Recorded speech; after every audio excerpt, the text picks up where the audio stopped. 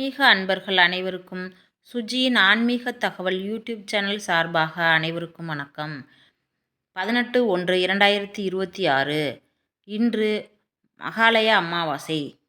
இந்த வருடத்தில் உத்தராயண புண்ணிய காலத்தில் வரக்கூடிய முதல் மகாலய தை அமாவாசை ஆகும். தை அமாவாசை இன்று முழுவதுமாக உள்ளது. தை அமாவாசை விசேஷமானதாகும்.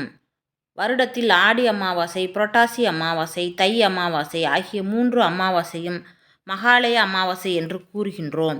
அமாவாசை என்று பித்ருக்களுக்கு தர்ப்பணம் செய்து வழிபாடு செய்வோம். தை மாதத்தில் வரக்கூடிய அமாவாசை மிக மிக விசேஷமானதாகும், சக்தி வாய்ந்ததாகும்.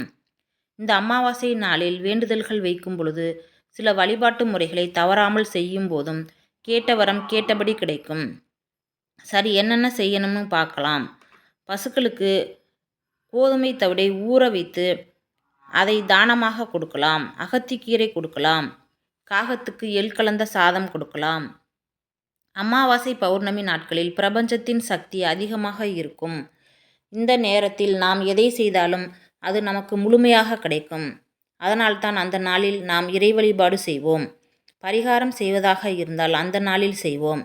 நல்ல விஷயங்கள் ஆரம்பிப்பதாக இருந்தால் இந்த நாளில் ஆரம்பிக்கலாம். அதே மாதிரி தான் தை மாதத்தில் வரக்கூடிய மகாலய அமாவாசை என்று மிக மிக விசேஷமானதாகும்.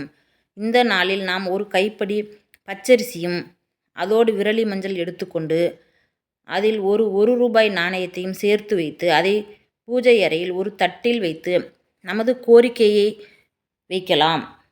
நாம் ஒரு வழிபாடு செய்யும் போது குலதெய்வ வழிபாடு செய்வது மிக மிக முக்கியமானதாகும்.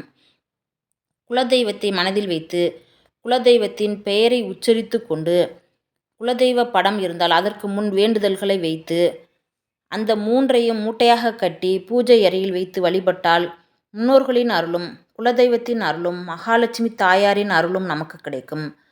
இந்த மூட்டையை 48 நாட்கள் பூஜை அறையில் தீப தூபங்கள் காண்பித்து வழிபட்டால் நம் வேண்டுதல்கள் நிறைவேறும்.